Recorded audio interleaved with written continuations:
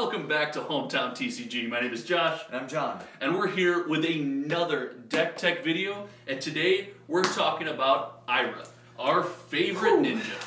Alright, Ira. So, probably the most popular deck right now. By far. And for good reason, because she's amazing. She's incredible. We always start these off, right, talking about, we want to say what the hero does well and what the hero doesn't do well. I feel like this one's going to be easy to talk about what she does well. She's extremely consistent, right? The whole deck just seems like a pile of great stuff. You get to play good cards like Command and Conquer. You're great in the late game. You defend really well. Is there anything she doesn't do well? The only thing you could say is that she doesn't have these huge blowout turns. Okay. I mean, yeah, if you draw right, but she's so consistent with the 2-card hands. That's what makes her good. Ah, yes. She's almost as consistent with the 2-card hand as she is with a 4-card hand, right? Right. And I think a lot of that comes from her core, or her weapons and armor. And in this deck, we're playing probably the two most common weapons, wouldn't you say? Yeah, so we got Harmonized Kodachi, which lets you get 2 attacks in a row that are pretty hard to block. You don't want to waste a card blocking them, so they provide you a lot of value. Right, and in Blitz, that the little damage here and little damage there is going to really add up in a 20 or less life format. We do have one alternative option at Zephyr Needle, and I think in our playtesting we found it's good situationally, right? Yeah. So when you see this in a list, the reason why you have it is with Ira's power, it lets you get to 3 damage on it. And most cards will only block for 3. Right. So against a deck that you think is not going to have any defense reactions or 4 block cards, you put that in there and it's a free extra damage every turn.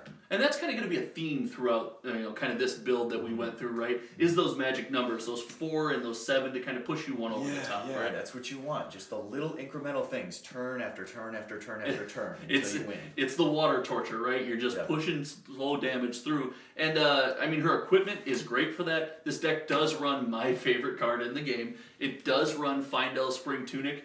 The additional resource, after a couple turns with your consistency, it's just incredible. Right. Blitz is normally faster, but Ira tries to play it as slow as possible. She does tend to drag games out, right? So that does help you getting those counters. It does. And then Mask of Momentum, you call that a necessity, correct? Yeah. You're trying to get 3 cards each turn, and it just allows you to put pressure on. Having that hit effect makes your opponent have to block. Right, and pressure is the key when it comes to, like we said, long, consistent games. If you keep that pressure on, you're going to come out with a W. We got some arms and legs. I'll let you go into the arms and legs.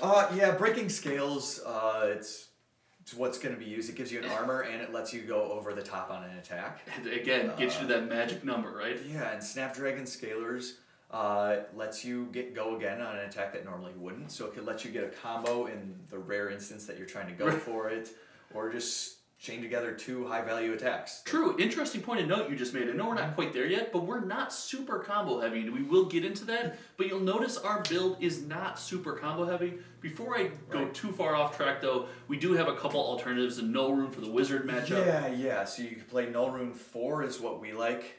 It feels tough as Kano to get past Null Rune 4. It requires a lot. The other options that exist could be something like Gambler's Gloves for the Brute matchup. Sure. So you could take out, for instance, the Null Rune Boots and still play your Snapdragon Scalers in that case. Right, and that's going to be her core of this deck. But I think no matter how great her equipment is, right, the deck itself is such a pile of useful things, and it's such a pile of stuff that goes so well together. And I think we talked about these long, consistent games. It all comes from Flick Flack. Yeah, Flick Flack is just an incredibly powerful card, gives you a lot of value because it is your 0-card card, but the extra defense it gives you, man, that can turn your 3 defense cards into 5, which allows you to block with 2 cards effectively, and then keep 2 cards to attack with, which is when she does best.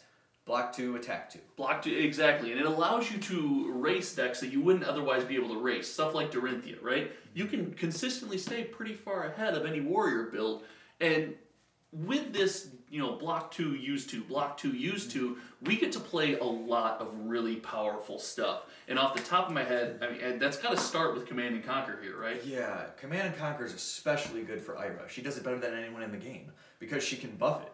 which most people can't. And she can get it to that one of those magic numbers, right? Right. Most cards block for 3, so it's a 7, which If she gets can- you over the top of 2 blocks. Right, as her second attack, Command and Conquer does hit for 7. It forces your opponent to use a lot of resource, and if they use all that resource on Command and Conquer, they're taking a good amount of damage throughout the rest of the game.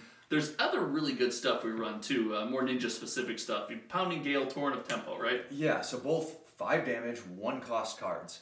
Huge, because you can use your weapon, and you have enough pitch left over to hit with one of those. Right, that 1 cost is important, because if you're pitching that blue, you have that 1, you want to use all your resources. And then finally, any chance you get to play Enlightened Strike, in a good place in a deck, it's just a great card. It's a consistent deck, and Enlightened Strike is a versatile card that can add more consistency. Exactly, and consistency here is key. Kind of moving along there, we kind of have what we considered in our build more good stuff, as we talked about. I mean, this deck is good top to bottom, front to back. Lots of value, more cards that are red cards that can deal damage, don't cost a lot. So you have things like Soulbead Strike is another one that could come after some weapons. Flying Kick. Flying Kick is another one that could come off of some weapons.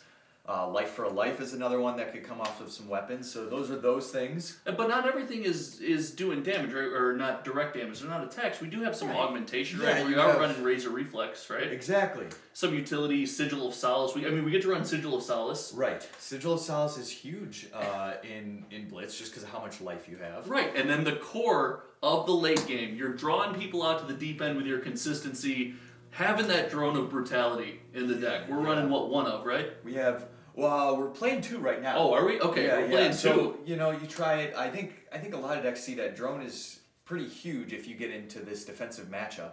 Right, and we're trying to drag people out to the deep end and drown them, as you will, right? Mm-hmm. So that's going to be key here. Again, it just seems like more of a good stack. But we do touch on, and none of this has really touched on the ninja combo aspect too much. I mean, there's a couple pieces in there here and there. Yeah, we do touch it a little bit, right? Right, so you have Fine Center, which is amazing if you can get it off. Right. Unfortunately, the combo line starts with Soulbead Strike, which is a hit go again card. So you have to be able to give it go again. We have included cards in there, such as Snapdragon Scalers to do that, or Razor Reflex to do that. So you have options to give yourself the combo if you draw into it.